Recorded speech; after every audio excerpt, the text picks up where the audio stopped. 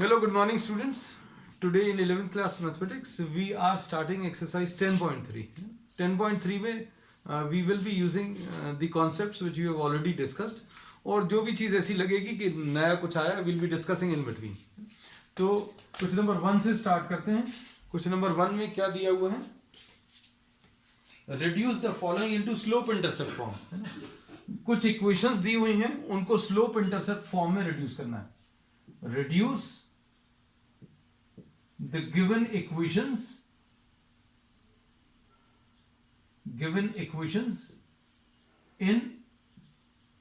into slope intercept form, है ना. तो सबसे पहली चीज तो ये मालूम होनी चाहिए स्लोप इंटरसेप्ट फॉर्म क्या है. So with this we have discussed in the previous classes.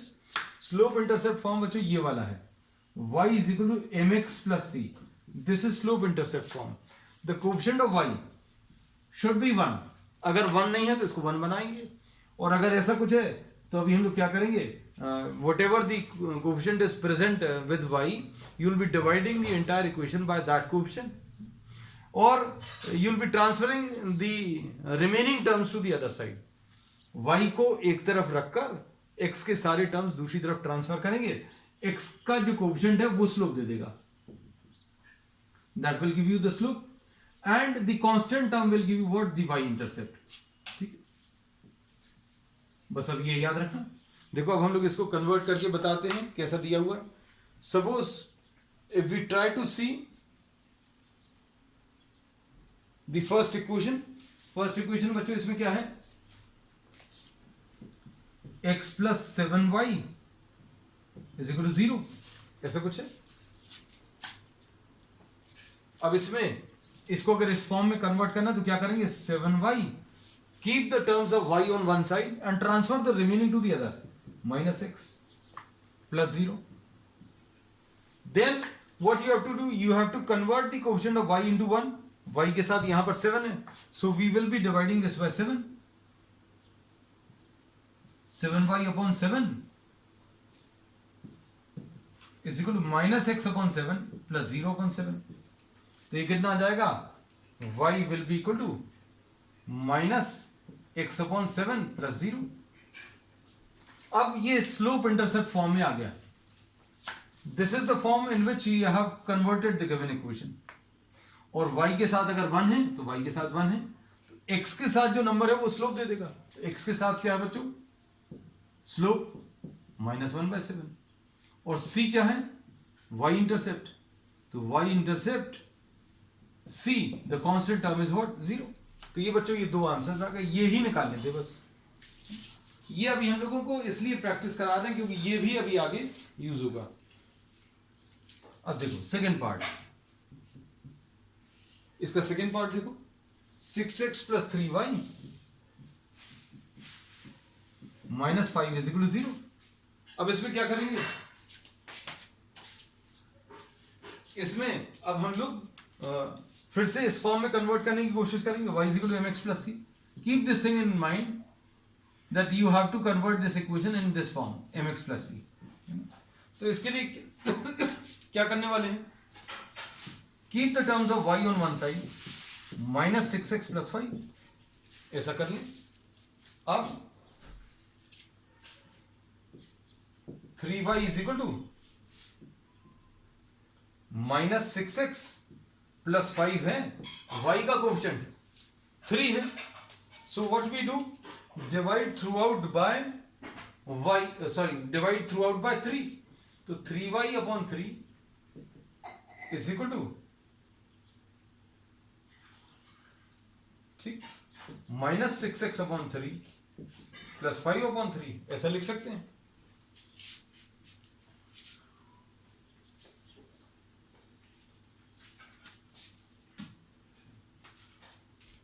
अब ये क्या आ जाएगा, y will be equal to minus 2x plus 5/3. अब x के साथ जो नंबर है, x के साथ जो नंबर है वो स्लोप दे देगा. तो स्लोप इसका कितना आ जाएगा, इससे कंपेयर करो, किससे बच्चों, इससे. x के साथ जो नंबर है वो स्लोप, तो स्लोप की वैल्यू कितनी, -2. कांस्टेंट नंबर ये y इंटरसेप्ट,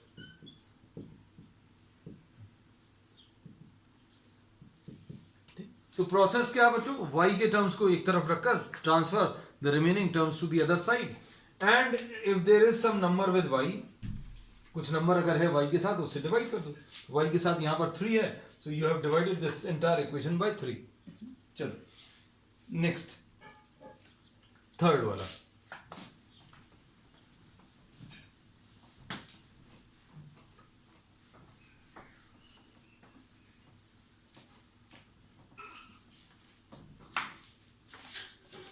फर्स्ट का थर्ड पार्ट,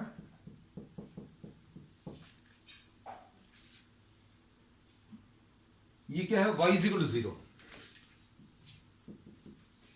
अब इसमें क्या करेंगे बच्चों, y is present on the one side and the other side you are having 0, तो इसको अभी हम लोग y is equal to mx plus c वाले फॉर्म में एक्सप्रेस करो। तो y is equal to 0x plus 0c, sorry 0x plus 0 ऐसा लिख सकते हैं। तो अब देखो x के साथ कितना है, 0 into x will be what 0। तो अब हम लोग क्या बोलेंगे, x के साथ जो नंबर है वो स्लोप है, तो x के साथ यहां पर क्या है 0, m is equal to 0 and the constant term बच्चों this is 0, so y intercept is 0।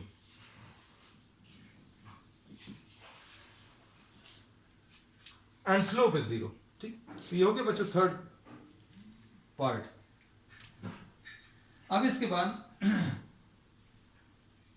Second question, reduce the following equations into intercept form. अब ये सारे फॉर्म्स बच्चों मालूम होने चाहिए, in case if you are not knowing then will be discussing those forms first, then will be solving the problem.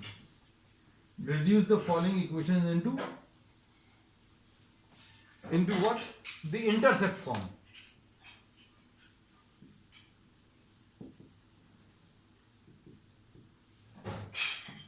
तो intercept form क्या होता है,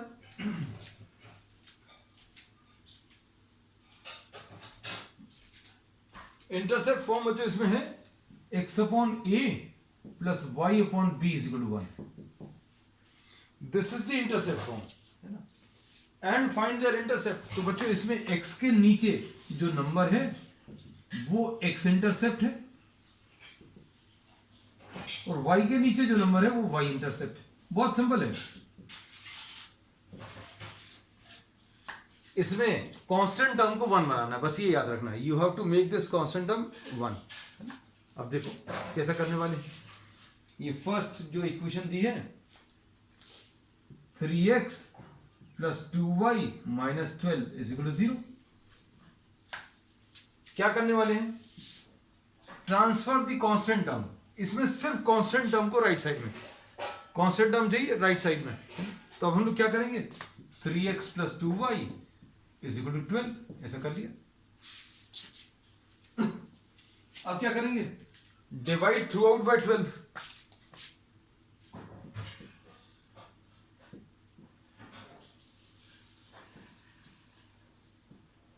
और डिवाइड द इक्वेशन बाय 12 से डिवाइड कर दो। क्यों, क्योंकि on the right side you require 1, है ना, 1 आना चाहिए।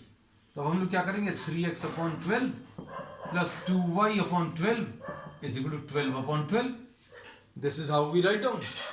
अब क्या मिलेगा, x अपॉन 4,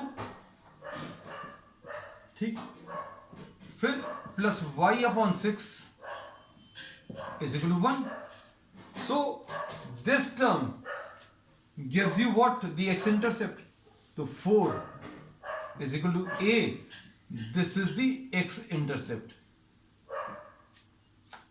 y के नीचे जो टर्म है बच्चों b, इसको 6 को अभी हम लोगों ने b लिखा, और ये क्या है, y इंटरसेप्ट। बस फिनिश, इतना ही सा।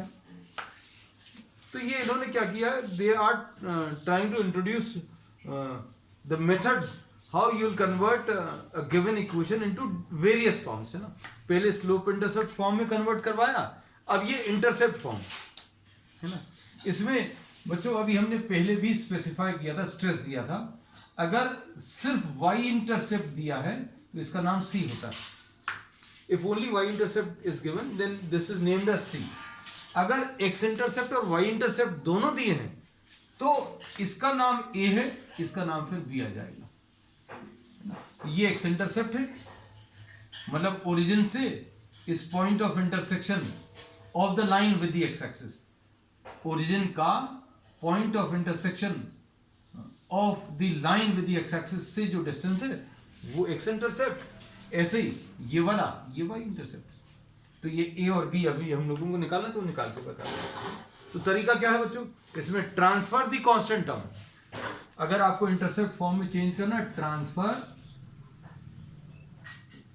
Constant term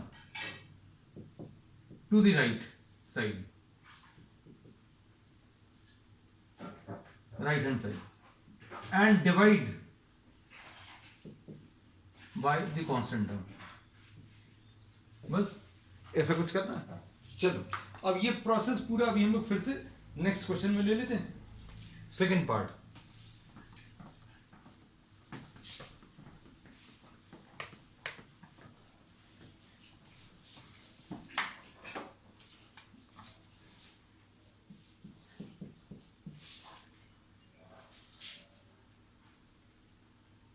four x minus three y is equal to 6।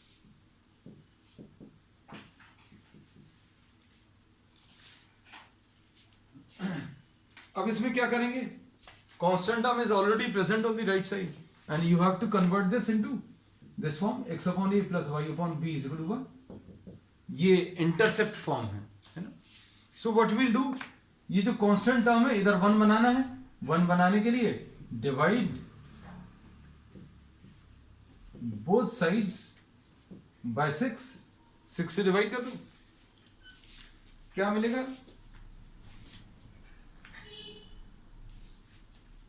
आपको 4x upon 6 minus 3y upon 6 is equal to 6 upon 6। So what do you gate,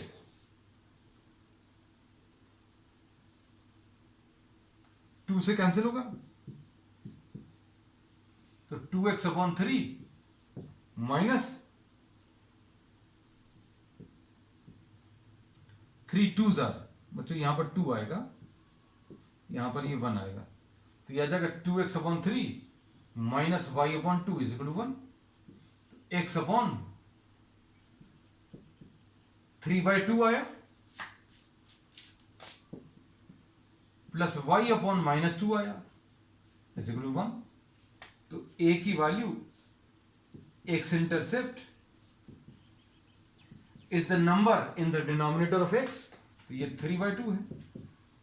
y के नीचे जो नंबर है बच्चों, ये प्लस आना चाहिए बीच में, इसलिए माइनस साइन को यहां पर लिख लिया।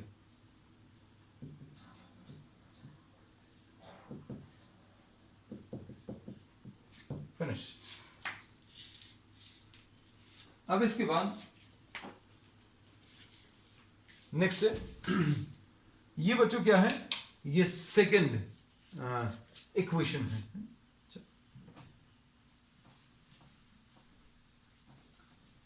ये सेकंड प्रॉब्लम था, अब थर्ड, इसका सेकंड का third part.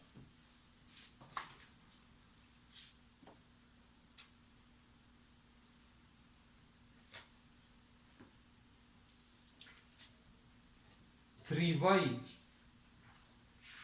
Plus 2 is equal to 0। Next question,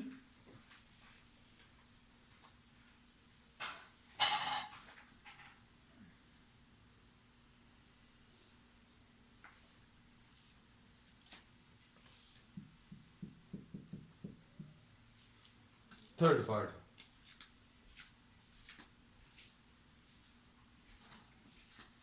इसमें क्या करेंगे,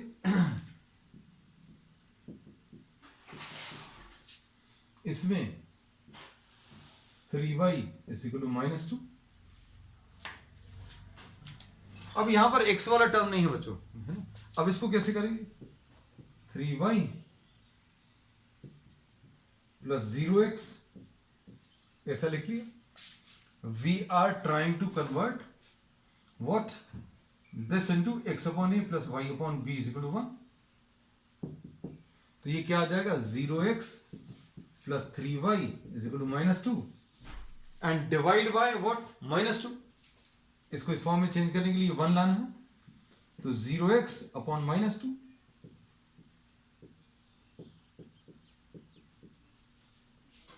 ऐसा कुछ आएगा। अब इसके बाद देखो 0x upon -2 plus y upon -2/3 is equal to 1। तो बच्चों इसमें x वाला टर्म तो प्रेजेंट ही नहीं है, so no question arises of having what an x intercept. y intercept भर है, no x intercept, y intercept is -2/3। ठीक, अब देखो इसमें वैसे भी आप समझ के देखो, y की वैल्यू -2/3, ये क्या होता है? This is equation of a line, this is equation of a line which is parallel to x axis. ये x एक्सिस के पैरेलल लाइन की इक्वेशन है, और कितने डिस्टेंस पर है बच्चों? -2/3, 2/3 डिस्टेंस पर है। तो अब हम लोग ये बोलेंगे इसकी इक्वेशन कैसी आती है? y is equal to -2/3। तो बच्चों इसमें सिर्फ, I am sorry, y is equal to -2, हमने गलत लिख दिया। y equal to -2/3 is a line parallel to x axis, parallel to x axis है, और कितने डिस्टेंस पर है? This is at a distance of 2/3। So this will be y equal to -2/3। तो इसमें सिर्फ y इंटरसेप्ट मिल रहा है, and since this is not intersecting, this is line parallel to y equal to -2/3 will be representing a line parallel to x axis। तो x axis के parallel line बना ली। तो भाई ये x axis पर कितना कट कर रहा है? x axis को कट ही नहीं कर रहा है ना, इसलिए no x intercept, y intercept is -2/3। ठीक है, चलो नेक्स्ट।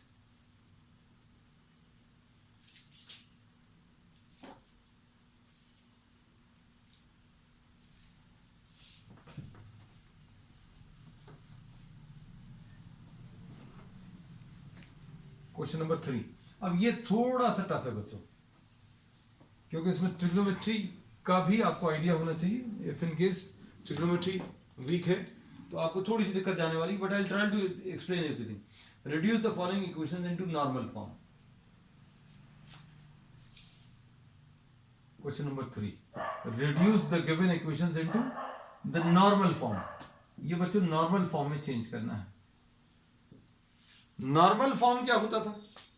हमने ये बोला कि अगर आपको कोई लाइन दी हुई है और ओरिजिन से परपेंडिकुलर डिस्टेंस दिया हुआ है, ओरिजिन से परपेंडिकुलर डिस्टेंस दिया है, और ये परपेंडिकुलर एक्स एक्सिस के साथ कितना एंगल बना रहा है ये दिया हुआ है। तो ये इक्वेशन कैसी आती थी बच्चों? x cos alpha plus y sin alpha is equal to p। इसमें p और अल्फा क्या है देखो ध्यान से।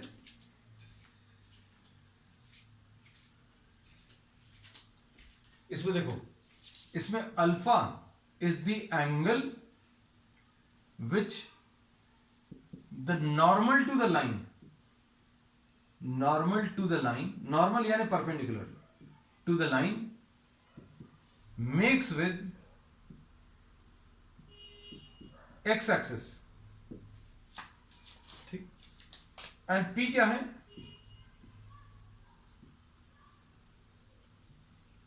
The perpendicular distance from the origin. अब इसका भी हम लोग यूज करने वाले हैं। देखो फर्स्ट, थर्ड का first part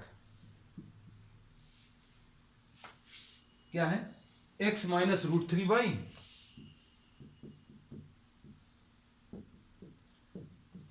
eight is equal to 0। अब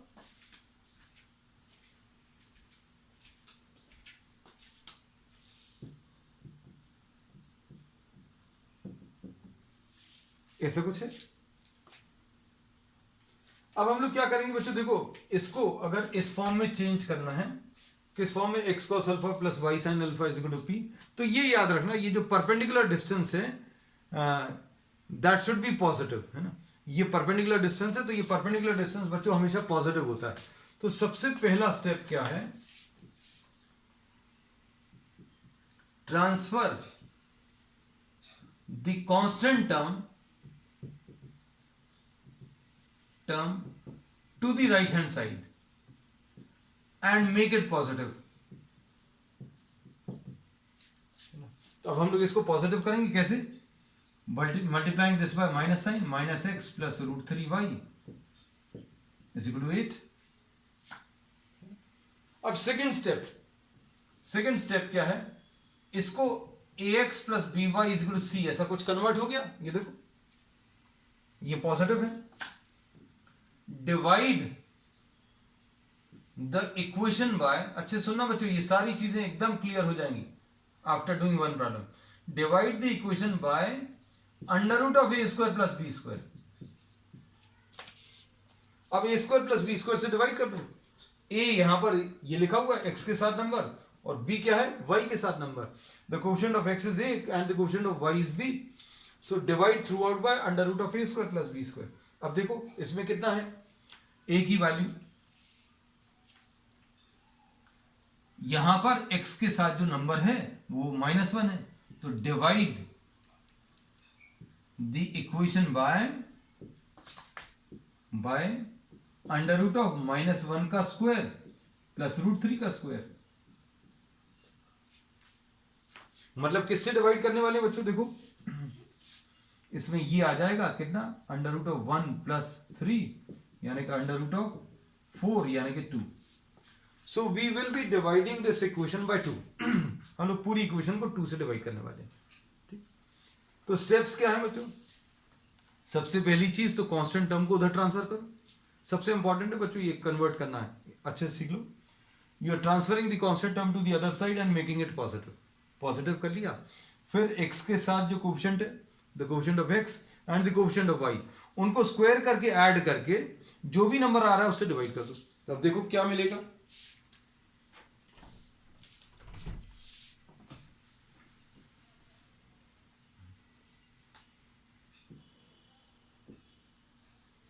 ये -1x upon 2 plus root 3y upon 2 is equal to 8 upon 2. तो ये मिलेगा -1 upon 2x plus root 3 upon 2y is equal to 4. और डिवाइड करने के बाद ये जो नंबर है ये बच्चों कॉस अल्फा है. कहां गया? x cos alpha.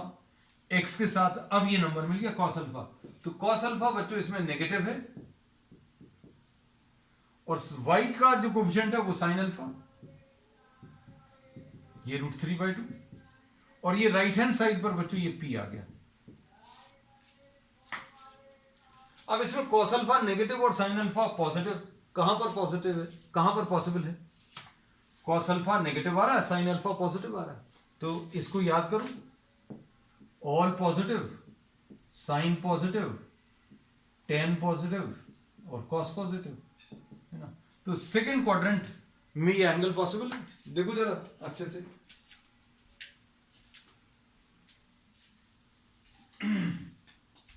इसमें अभी हमने क्या बोला, अच्छे समझना. कॉस अल्फा नेगेटिव है, सेकेंड क्वाड्रेंट पॉसिबिलिटी है. साइन अल्फा पॉजिटिव, तो ये सेकेंड क्वाड्रेंट.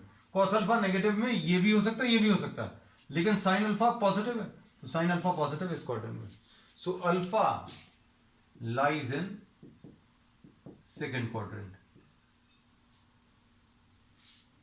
ठीक. अब इसमें tan अल्फा कैसे मिलेगा बच्चों? तो tan अल्फा का निकालना है, sine alpha upon cos alpha, मतलब साइन अल्फा कितना है? रूट 3/2 अपॉन -1/2 यानी -√3. tan अल्फा -√3 का पॉसिबल है बच्चों, या कितनी वैल्यू पर पॉसिबल है सेकेंड क्वाड्रेंट में? तो अल्फा की वैल्यू बच्चों 120 डिग्रीज. क्योंकि सेकेंड क्वाड्रेंट में आपको एंगल चाहिए. ये देखो, ये cos थीटा 1/2 कब होता है? 60 डिग्रीज पर. साइन अल्फा रूट 3/2 कब होता है? 60 डिग्रीज पर. लेकिन सेकेंड क्वाड्रेंट में चाहिए कन्वर्जन, तो सेकेंड क्वाड्रेंट में कैसा लिखेंगे? साइन ऑफ 180 - 60 यानी साइन 60, यानी √3/2, बिल्कुल सही। साइन 120 cos 180 माइनस 60 यानी कि cos 120, और cos 180 माइनस थीटा क्या होता है बच्चों? Minus cos theta, minus cos 60, तो ये -1/2। देखो सारी चीजें परफेक्टली, ट्रिग्नोमेट्री थोड़ी सी अप्लाई हो रही है बस।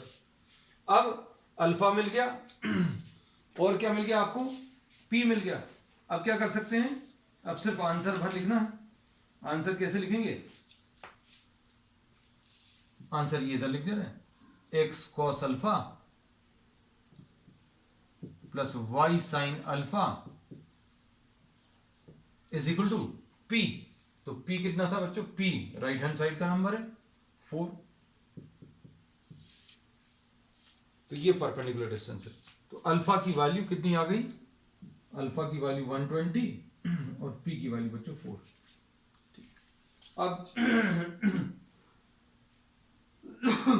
अब इसमें नेक्स्ट प्रॉब्लम ले रहे हैं। सेकेंड पार्ट बहुत ज्यादा इजी है, हम इसको रब कर दे रहे हैं।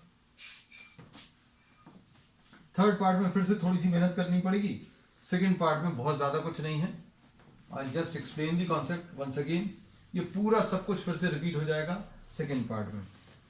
थर्ड पार्ट में वही रिपीट होगा, तो प्रोसेस पहले वाले में समझ लिया, दूसरे में थोड़ा अच्छे से और ज्यादा अच्छे से हो जाएगा, थर्ड वाले में और ज्यादा अच्छे से है। तो क्वेश्चन नंबर 3 का second part,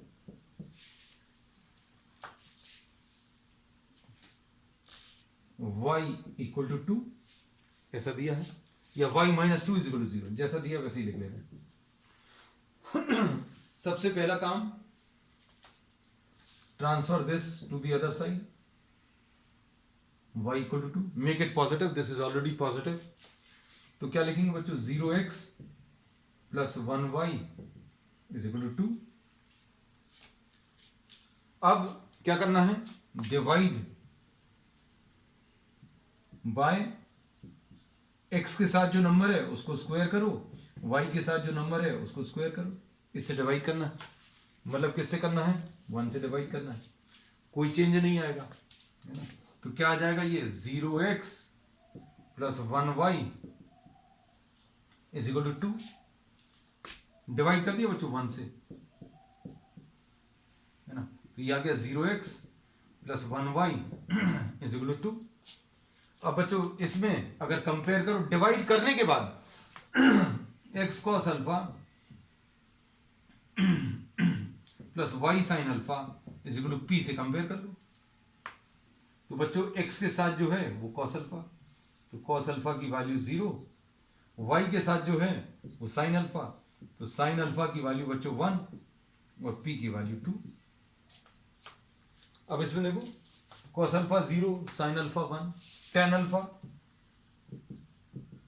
sin alpha upon cos alpha 1/0 infinite. कहां पर पॉसिबल है बच्चों? दोनों पॉजिटिव है, cos alpha sin alpha tan alpha तीनों पॉजिटिव है, फर्स्ट क्वाड्रेंट में है। और इसमें कहां पर पॉसिबिलिटी है बच्चों? अल्फा की वैल्यू 90 डिग्री, cos 90 0 होता है, sin 90 भी 0 होता है, और tan 90 इंफिनिटी होता है। तो परफेक्टली ओके। अब क्या आ गया? इसको अब हम लोग इस फॉर्म में लिख लेंगे। कैसा? देखो जरा ध्यान से, x cos 90 plus y sin 90 is equal to 2। आ गया आंसर। इसमें अल्फा कितना है बच्चों? 90 डिग्रीज, और p कितना है? 2। अब इस सबसे मिला क्या बच्चों? इसको थोड़ा सा समझने की कोशिश करो। y इक्वल टू 2 कैसी लाइन होगी? पैरेलल टू एक्स एक्सिस, ये y इक्वल टू 2 आ गई। हम लोग कहते थे लाइन ड्रॉ करो, फिर इसके ऊपर परपेंडिकुलर ड्रॉ करो, और ये इसको p बोलेंगे, और इसका एक्स एक्सिस के साथ एंगल जो है अल्फा। तो देखो ये लाइन ड्रॉ करी, इसके ऊपर परपेंडिकुलर ड्रॉ किया ओरिजिन से, तो ये परपेंडिकुलर आ गया, थोड़ा सा डार्क कर दिया, ये p। तो p की वैल्यू बच्चों 2 आ गई, और इसका एंगल जो है एक्स एक्सिस के साथ ये अल्फा आ गया। ये डायरेक्टली भी कर सकते थे, है ना। तो ये कॉन्सेप्चुअली अभी हमने आपको ये यहां पर क्लियर कर दिया। अब देखो ये पूरा प्रोसेस बच्चों थर्ड वाले प्रॉब्लम में फिर से रिपीट होगा, है ना। ये अच्छा है कि एक ही फॉर्म के इन्होंने 2-3 दिए हुए हैं, so you have the chance of repeating everything. और बच्चों खुद करके देखना and try as many problems as possible. We will try to discuss some extra questions also.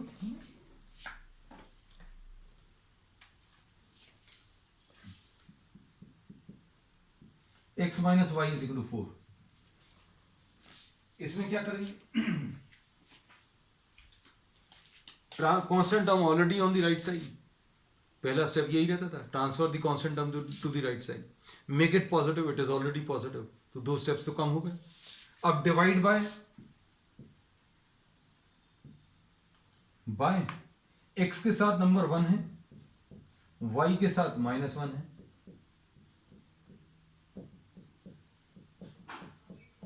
मतलब √2 से डिवाइड करना। और √2 से जैसे ही डिवाइड कर दोगे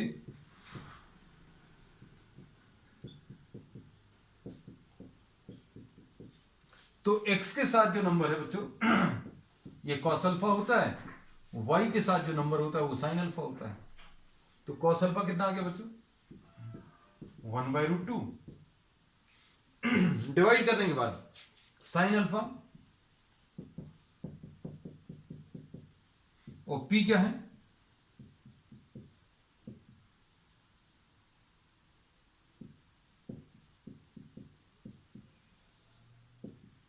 √2 आ जाएगा। ठीक, अब कैसा लिखेंगे? cos alpha positive, sin alpha negative. cos alpha positive और sin अल्फा नेगेटिव बच्चों कहां पर पॉसिबल है?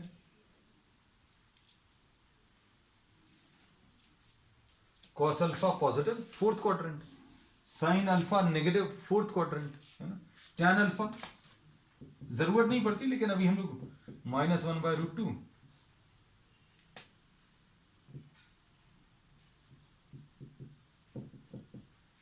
Alpha is in the 4th quadrant. अब 4th क्वाड्रेंट में 360 डिग्रीज -45 है ना। तो अल्फा की वैल्यू बच्चों tan अल्फा नेगेटिव -tan 45, तो ये कितना आ जाएगा? tan 360 -45, ऐसा कुछ लिख सकते हैं, है ना। तो अल्फा की वैल्यू बच्चों कितनी आ गई? 315 डिग्रीज। 4th क्वाड्रेंट में बच्चों, 4th क्वाड्रेंट में एंगल 360 में से 45 माइनस करो, क्योंकि cos 45 1/√2 होता है, sin 45 भी 1/√2 होता है, but it is with a negative sign, है ना। तो 45 डिग्रीज यहां से 4th क्वाड्रेंट में आ जाओ। 4th क्वाड्रेंट में आने के लिए 45 डिग्रीज अगर ऐसे चलेंगे तो ये 360 -45। अब अल्फा मिल गया, पी मिल गया, तो अब आंसर क्या लिखेंगे? आंसर बच्चों यहां पर लिख दे रहे हैं, x cos alpha x cos 315 plus y sin 315 is equal to what? 2√2. This is the answer. तो इसमें अल्फा की वैल्यू 315 है और p की वैल्यू 2√2। सो आज के लिए बच्चों बस इतना ही। We will continue with the remaining part of the exercise on the next, and that's all for today.